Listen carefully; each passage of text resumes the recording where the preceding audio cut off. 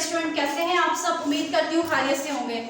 Student 9th biology का 3rd chapter biodiversity start किया हुआ है, जिसका आज लेक्चर में हम बात करेंगे कुछ डिस्टिंग्विशिंग फीचर्स, ऐसी खसूसियात डिफरेंट किंगडम्स की जो एक को दूसरे से सेपरेट करती है, अलग करती हैं।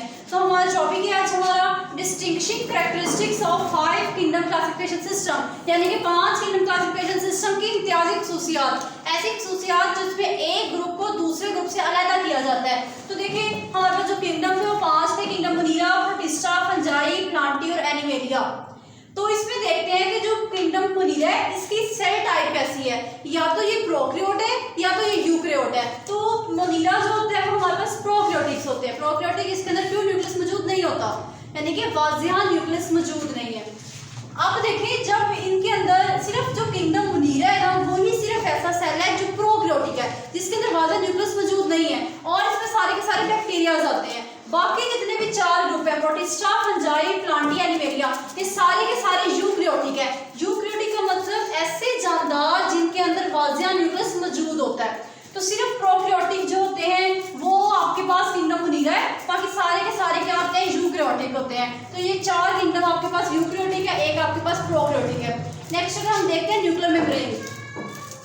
अब ये जो आपको देखें, जब हमने पढ़ा कि प्रोकैरियोटिक इसके अंदर न्यूक्लियस ही नहीं होता, तो इसके अंदर फिर न्यूक्लियर मेम्ब्रेन कैसे होगी? तो जाहिर सी बात है जब न्यूक्लियस इसके अंदर एब्सेंट है तो फिर न्यूक्लियर मेम्ब्रेन जो होती है इसके अंदर एब्सेंट होगी।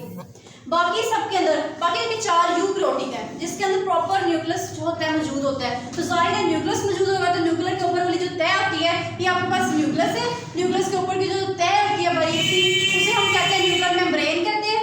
इन सब के अंदर क्या होती है, न्यूक्लियर मेम्ब्रेन मौजूद होती है।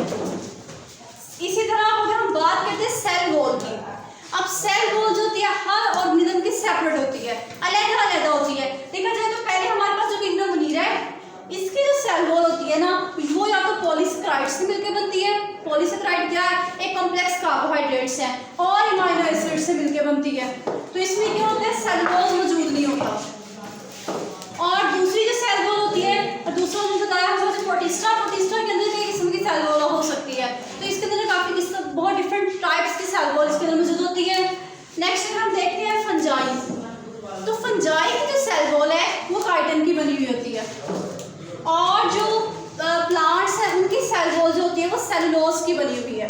और जो एनिमल्स हैं उनकी तो सेल वॉल होती नहीं है, क्योंकि आपने स्ट्रक्चर देखा होगा, अगर हम ड्रॉ करते हैं एक एनिमल का सेल और एक हम ड्रॉ करते हैं प्लांट का सेल, तो यहाँ पे क्या होता है, एनिमल का जो सेल है इसकी सबसे जो बैरूनी तह होती है ना ये आपके पास आती है सेल मेम्ब्रेन से स्टार्ट होती है।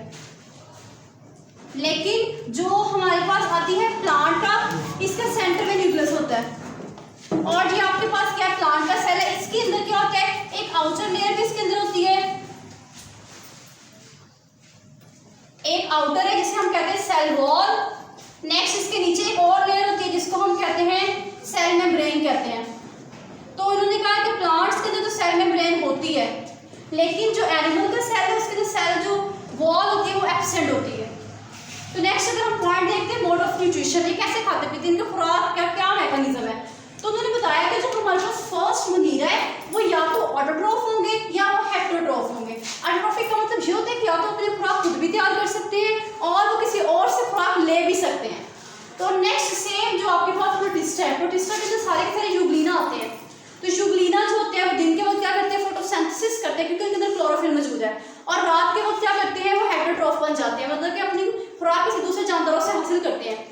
क्यों? क्योंकि फोटोसिंथेसिस के दौरान जो खुराक बनती है वो क्या करते हैं, स्टोर नहीं कर पाते। स्टोर ना करने की वजह से वो रात को क्या करते हैं, वो हेटेरोट्रॉफिक बन जाते हैं। तो उसके बाद नेक्स्ट अगर हम देखते हैं फंजाई तो होते ही हेटेरोट्रॉफ है। क्यों? क्योंकि इनका मोड ऑफ न्यूट्रिशन होता है एब्जॉर्प्शन, ये खुराक को जज़ब करके जिस्म के अंदर लेके जाते हैं, इसी वजह से क्या करते हैं, खुराक को बिल्कुल भी खुद नहीं तैयार करते। नेक्स्ट हमारे पास है प्लांटी, सारे के सारे प्लांट्स जितने भी होते हैं वो ऑटोट्रॉफ है। ऑटोट्रॉफ का मतलब ये है कि ये क्या करते हैं, अपनी खुराक खुद तैयार करते हैं। इनके अंदर क्लोरोफिल मॉलिक्यूल मौजूद होता है जो फोटोसिंथेसिस करते हैं और अपनी खुराक खुद को तैयार करते हैं। तो इसके सारे के सारे प्लांट क्या होते हैं, ऑटोट्रॉफिक होते हैं। लास्ट में हमारे पास आते हैं एनिमल्स। तो एनिमल्स क्या होते हैं, हेटेरोट्रॉफ्स हैं। हेटेरोट्रॉफ मतलब जो अपनी खुराक खुद तैयार नहीं कर सकते, जितने भी जानदार हैं वो कभी भी अपनी खुराक को खुद तैयार नहीं करते, वो हेटेरोट्रॉफ्स होते हैं। नेक्स्ट अगर हम देखते हैं इनका मल्टी सेलुलर ऑर्गेनाइजेशन, वो किस तरह से अरेंज हुए होते हैं। तो उन्होंने कहा है कि सबसे पहले जो आपके पास मनीरा है वो क्या होते हैं, उनके अंदर मल्टी सेलुलर, मतलब कि मनीरा के अंदर सारे के सारे कौन है, प्रोकैरियोट्स हैं, और प्रोकैरियोट्स के अंदर कौन आता है, बैक्टीरिया, और बैक्टीरिया वो सिंगल सेल पे होता है, तो कभी बहुत सारे सेल्स से मिलकर नहीं बनता। तो इसलिए उन्होंने कहा मल्टी सेलुलर ऑर्गेनाइजेशन, मतलब जब बहुत सारे सेल्स मिल रहे हैं और आपस में ऑर्गेनाइज हो रहे हैं तो उनसे बनती है मल्टी सेलुलर ऑर्गेनाइजेशन, तो वो इनमें एब्सेंट होती है। और जो प्रोटिस्ट है उसके अंदर भी बहुत सारे सेल्स नहीं होते, इसी वजह से इसके अंदर भी मल्टी सेलुलर ऑर्गेनाइजेशन एब्सेंट होती है। नेक्स्ट अगर हम बात करते हैं कुछ फंजाई की, तो फंजाई में देखा तो सम कुछ जानदार ऐसे होते हैं जिनमें मल्टी सेलुलर ऑर्गेनल मौजूद होते हैं, सबके अंदर भी नहीं होते।